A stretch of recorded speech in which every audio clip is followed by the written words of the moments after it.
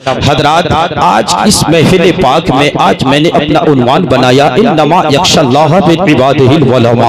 अल्लाह फरमाता है बेशक अल्लाह से डरने वाले अगर कोई जात है तो वो आलिमों की जात है, इल्म वालों की जात है, जो अल्लाह को पहचानता है और शरीयत पे अमल करता है, वही लोग खुदा से डरते हैं। उसी का जिक्र कुरान मजीद में मौजूद है। और ये जो जलसा सजाया गया है, इस जलसे का मकसद भी यही है, तालीमी बेदारी कॉन्फ्रेंस है और तामीरी कॉन्फ्रेंस भी है। यहाँ पे तालीम के लिए आपको बुलाया गया है, तालीम के मिशन को आगे बढ़ाने के लिए आपको यहाँ पे दावत दी गई है, आपके कानों के समातों के हवाले करने के लिए कि इल्म क्या चीज है, इल्म क्यों जरूरी है, पढ़ना क्यों जरूरी है, पढ़ाना क्यों जरूरी है, पढ़ाई एक कौम के लिए कितना इंकलाब पैदा कर सकती है। इसीलिए गुलाम रब्बानी भी एक जलसा बेहतरीन सजा करके आपको ये मौका अता किया है कि आप तालीमी कॉन्फ्रेंस में आकर के बैठें। सिर्फ अभी आपने अल्लामा मज़ाहिद साहब की तकरीर समाअत फरमाई, हम लोग सिर्फ नात सुनना चाहते हैं और उसी नात सुन करके झूमना चाहते हैं। याद रखिएगा, नात रूह के लिए ताज़गी पैदा करती है और उस नात पे अगर कोई निखार लेकर के आने वाली चीज है तो उसका नाम तकरीर है, मुस्तफा की हदीस है, कुरान की तफसीर है। अल्लाह रब्बुल इज्जत ने इल्म अता, अल्लाह ने इल्म अता किया है। इल्म सीखना क्यों जरूरी है, मेरा ये तौफीक है। और तौफीक ये भी है कि इल्म वाले ही अल्लाह से डरते हैं। और अगर कोई इल्म रख के खुदा से न डरे, सूद खाता रहे, प्याज खाता रहे, वो गुनाहों पे अमल करता रहे, नमाजों के करीब ना आए, नमाज न पढ़े, लोगों को गुनाहों से न रोके, तो इल्म का कोई कसूर नहीं है। और ऐसे लोगों के दिलों में खुदा का खौफ भी नहीं होता है।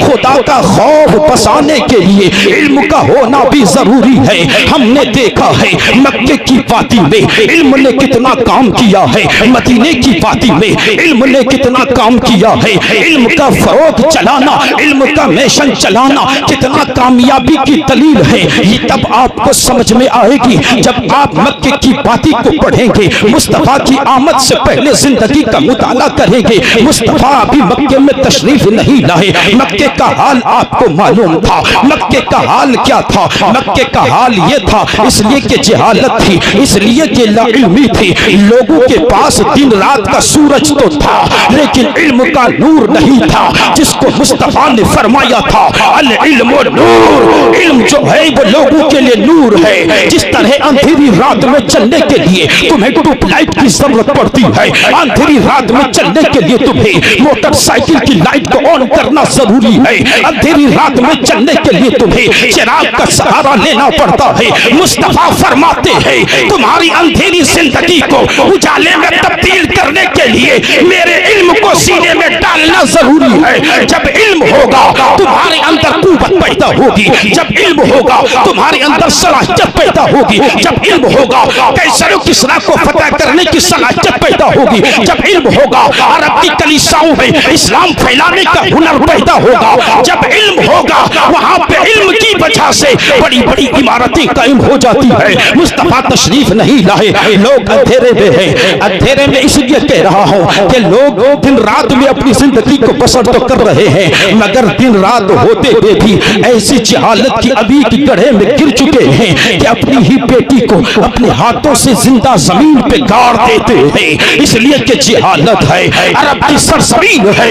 और अपनी माँ के साथ लोग अपनी नफसानी ख्वाहिशात को बुझाने के लिए अपनी माँ की बिस्तर पे सो जाता था, इसलिए कि जहालत है। वही अरब की सरजमीन है। जब एक औरत बेवा होती है तो फिर लोग उसको अभागन समझती है। लोग समझते हैं इनका चेहरा देखना मनहूसियत से खाली नहीं है, इसलिए कि लोग जहालत में थे इसलिए समझ रहे थे। वरना नूर तो ये था कि मुस्तफा ने 25 साल जिंदगी में 40 साल खातून से निकाह करके, वो भी बेवा से निकाह करके लोगों को पैगाम दे दिया, ओ मक्के वालों, बेवा की सूरत देख कर निकल करके तुम्हारा काम खराब हो सकता है, लेकिन मदीने में मुस्तफा ने, मेरे आका ने मक्के की सरजमीन पर लोगों को पैगाम दे दिया कि बेवा का चेहरा देखना तुम्हारे लिए मनहूसियत है, लेकिन उसके साथ शादी कर लेना मुस्तफा की सुन्नत है।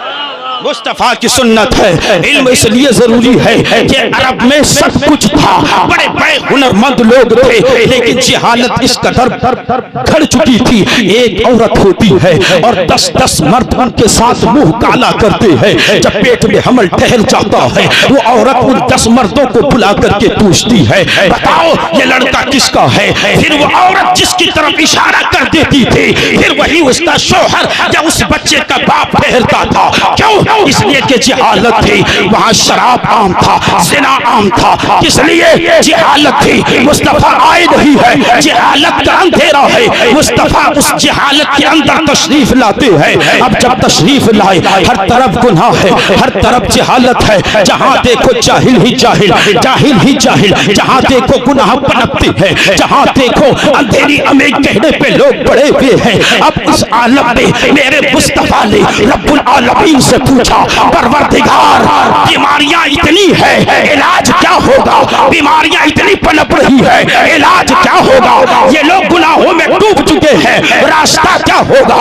उस मिशन को चलाने के लिए रब्बुल आलमीन ने इंतखाब फरमाया, जो सरकारे हिरा में मुस्तफा के सीने पे नाज़िल फरमाया।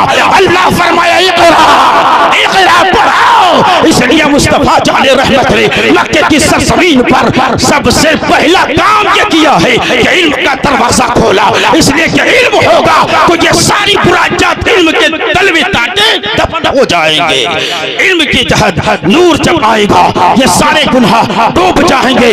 अल्लाहु अकबर। इल्म क्यों जरूरी है? हजरत उमर फारूक की जिंदगी का मुताला आपने किया होगा। इल्म इसलिए जरूरी है, हजरत उमर की जिंदगी है। आप जानते हैं ना हजरत उमर कौन है? खलीफा दौम फारूक आजम हजरत अबू बकर सिद्दीक के पास खिलाफत के मनसब पर बैठने वाली शख्सियत का नाम हजरत उमर फारूक है। इस्लाम लाने से पहले आप बहुत जलाली हैं, जिसको देखते थे गर्दन तन से जुदा कर देते थे, जिसको चाहते थे मार डालते थे। पूरा अरब हजरत उमर के जलाल से डरता था।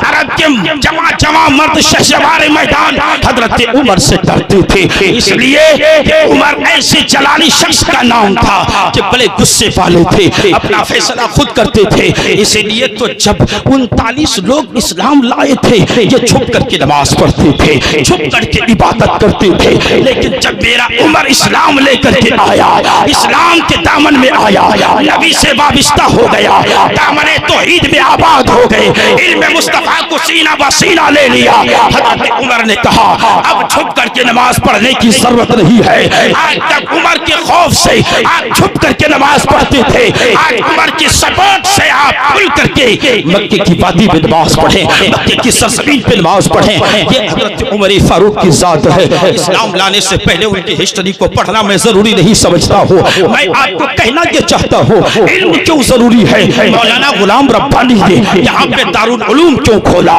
यहाँ मदरसे का इंतखाब क्यों हुआ। ये उलमा चीख चीख करके, अल्लामा जाकिर साहब चीख चीख करके, अल्लामा मज़ाहिरुल हक साहब चीख चीख करके, अल्लामा इमरान मिसबाही साहब चीख चीख करके, हमारे कारी मंजर नवाज साहब चीख चीख के क्यों कह रहे हैं कि इल्म क्यों जरूरी है।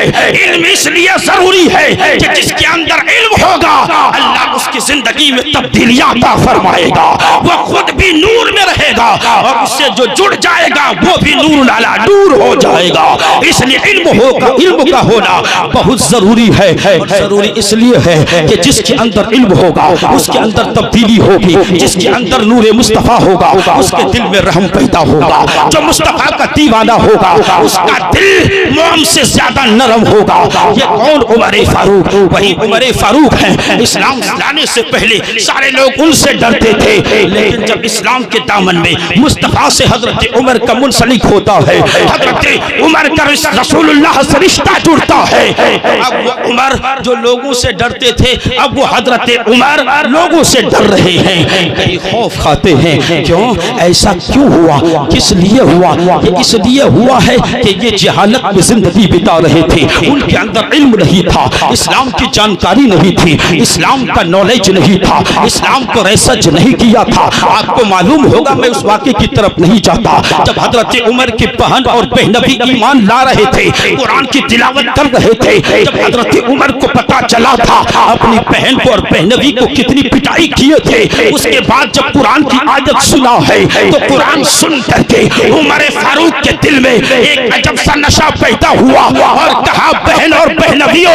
इतना मारने के बाद नशा न उतरा, ये कौन सा नशा है? बहन बहनवी ने कहा था, उमर ये वो नशा है जो मुस्तफा ने पिला दिया है, अगर तुम भी पी लोगे तो मुस्तफा के दीवाने बन जाओगे।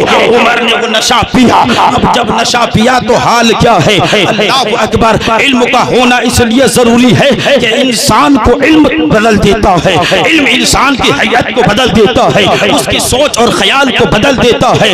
आज आप दुनिया में देख रहे हैं, सारे लोग हुकूमत कर रहे हैं, हजरत उमर फारूक भी कुर्सी हुकूमत पर बैठे थे, मगर यारो जब तक इल्म ना था, तुझे न पहचाना, इंसानों को न पहचाना, लेकिन जो ही इल्म हजरत उमर फारूक के दामन में समा जाता है तो फिर हाल क्या होता है, जरा मुलाहिजा कर ले। मेरी तकरीर को जल्द खत्म कर रहा हूँ और मोहम्मद अली फैजी साहब को आपके सामने लाने की कोशिश कर रहा हूँ। हजरत अभी थोड़े आराम में थे, दुरूद शरीफ पढ़िए, अल्लाहुम्मा सल्ली अला सय्यदिना शफीना नबीना मौलाना मुहम्मदिन बारिक वसल्लम सल्लल्लाहु अलैहि सलातु व सलामुन अलैका या रसूल अल्लाह सल्लल्लाहु तआला अलैहि वसल्लम। दुरूद शरीफ पढ़िए, अल्लाहुम्मा सल्ली अला सय्यदिना शफीना नबीना मौलाना मुहम्मदिन मअदनिल जूद वल करम बारिक वसल्लम सल्लल्लाहु अलैहि सलातु व सलामुन अलैका या रसूल अल्लाह। मैंने इसलिए कहा था, इन्नमा यख्शल्लाह मिन इबादिहिल उलमा, जो उलमा होते हैं तो अल्लाह से डरने वाले होते हैं। अब सुनो, हजरत उमर फारूक कुर्सी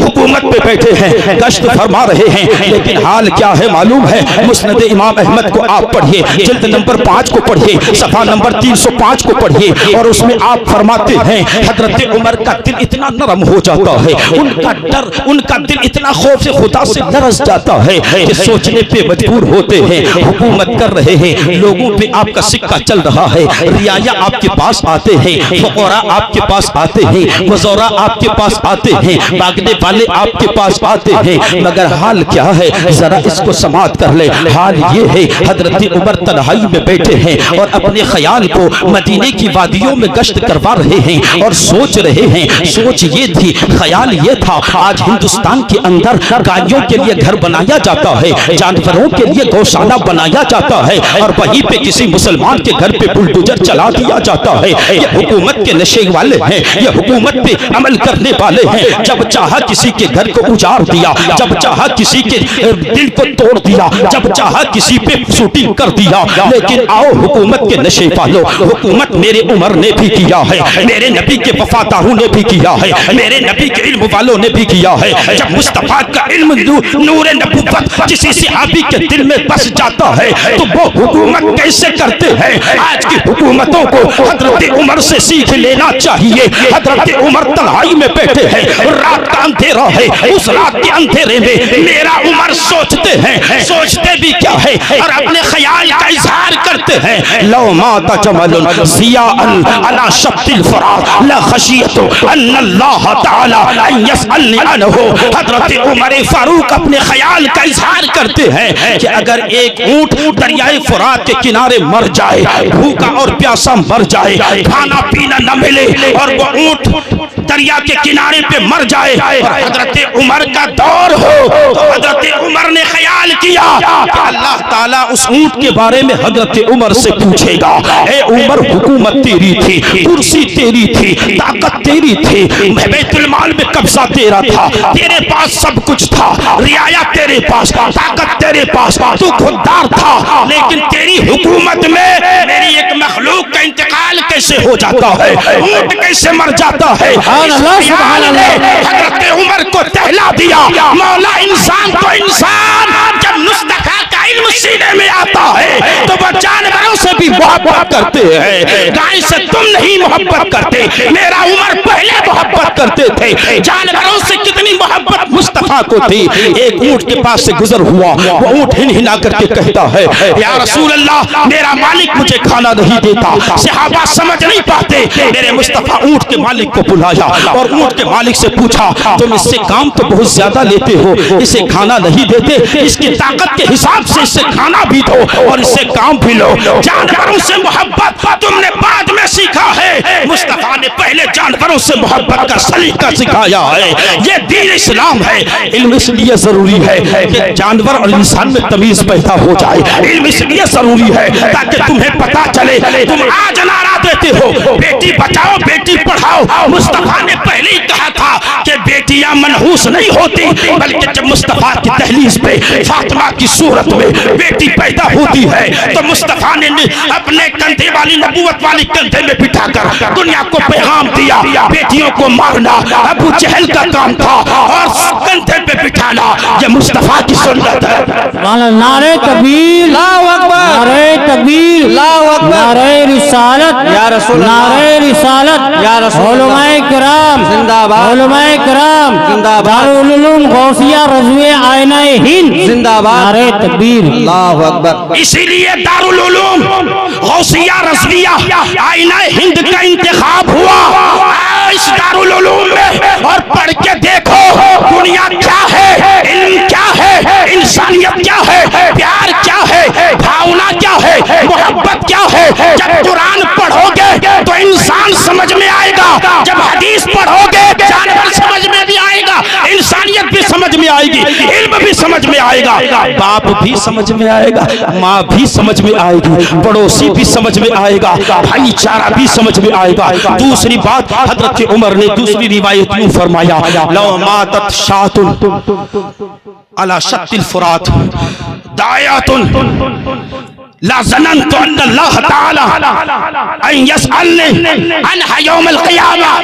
हज़रत उमर फारूक ने इल्म मुस्तफ़ा जब सीखा तो उस मुस्तफ़ा के इल्म से यह अख़ज़ फरमाया और अपने तन्हाई के ख़यालात में कहने लगे, अगर एक बकरी का बच्चा भी या एक बकरी भी अगर भूखी मर जाए फुरात के किनारे पर तो अल्लाह ताला हज़रत उमर से क़यामत के दिन इसके बारे में पूछेगा। हुकूमत करने वालों, जब एक जानवर के बारे में पूछा जाएगा तो क्या उस इंसान से नहीं पूछा जाएगा जिसका घर बगैर कसूर से गिरा दिया जाए? क्या उससे नहीं पूछा जाएगा कि बगैर कसूर के किसी के माल को लूट लिया जाए? पूछेगा। इसीलिए इल्म होना जरूरी है। ये काम जहालत की बुनियाद पे हो रही है। कौन उमर है? ये उमर कौन है? हजरत अब्दुल्लाह इब्न मसूद तारीख़ तबरी अल-मुअज्जम में फरमाते हैं कि हजरत उमर क्या है। हजरत अब्दुल्लाह इब्न अब्बास फरमाते हैं हजरत उमर का इल्म एक तराजू पे रख दिया जाए और पूरी दुनिया के लोगों का इल्म एक पलड़े पे रख दिया जाए तो हजरत उमर का इल्म पूरी दुनिया के लोगों से इल्म से बढ़ जाएगा। हजरत उमर का इल्म सारी दुनिया के लोगों से बढ़ जाएगा। कहां से आया ये इल्म? जब दामने मुस्तफा में आबाद हुआ। ये इल्म कहां से आया? जब दरसगाहे मुस्तफा में आकर के बैठा, मुस्तफा की दहलीज पे खड़े हो गए, अपनी दामन को फैला दिया, या रसूल अल्लाह, अब तक जो जिंदगी थी बीत रही थी, लेकिन अब मैं चाहता हूं कि आप मेरे खाली दामन को भर दीजिए। हजरत उमर को मुस्तफा ने नवाज दिया। ये इल्म पैदा होता है तब जाके ये डर पैदा हुआ। इन्नमा यख्शल्लाह मिन इबादिहिल उलमा। मैं ऐसे आलिमों की बात कर रहा हूं जो अल्लाह से डरने वाली जात है। आप कहेंगे हमने जनता हाट में मौलवी साहब को तो देखा है, ऐसा वैसा है, फला फला है। आजकल आज लोग बोलते हैं ना, ऐसा उलमा पे नुक्ताचुनी करते हैं और वो कसूर भी उनका नहीं है, वो कसूर भी मेरा है। मैं ऐसा काम करता हूं, मैं ऐसा कदम उठाता हूं तो दुनिया मेरी कदम नहीं चूमेगी बल्कि मुझे दो गालियां सुनाएगी। बन जाओ उमर का गुलाम, फिर उमर का गुलाम जब बनोगे ना तो फिर दुनिया नहीं बल्कि फरिश्ते भी तुम्हारी तारीफ करेंगे, लेकिन उमर जैसा बनना पड़ेगा। कौन उमर? इस्लाम लाने से पहले इतना खौफ था। हाँ, मैं वो जिक्र कर रहा था हदीस पाक का, उसको सुन लीजिए, बस मेरी गुफ्तगू को समेट रहा हूँ। अभी वक्त हो चुका है हमारे अच्छे अच्छे शोरा को सुनने के लिए, अच्छे अच्छे खुतबा को सुनने के लिए। मुझे आप हमेशा सुनते रहते हैं, इससे कोई बड़ी बात नहीं है। फिर कल आप जनता हाट में सुन सकते हैं, कुर्ब जवार में, हमारे मंजर नवाज साहब के गांव में सुन सकते हैं, कहीं भी हम लोगों को सुन लेंगे। हजरत उमर का इल्म सारे लोगों के इल्म से बढ़ जाएगा। हजरत आमश ने कहा, हजरत वकी ने हजरत आमश से कहा, आमश की मुलाकात हजरत इब्राहिम से हुई और उन्होंने कहा कि ये बात सही है। उन्होंने इनकार कर दिया। किसने कहा नहीं, इनकार की गुंजाइश नहीं है, बल्कि कहने वाले ने कहा कि हाँ सुन लो, हजरत उमर ने जो कहा हजरत अब्दुल्लाह इब्न मसऊद के लिए, वो बात भी गौर कर लीजिए। और गौर करने का मकाम ये है कि कहा कि हजरत अब्दुल्लाह इब्न मसऊद ने फरमाया कि जिस दिन हजरत उमर का इंतकाल हो गया, इल्म का 10 हिस्सा था, 9 हिस्सा हजरत उमर के साथ चले गए।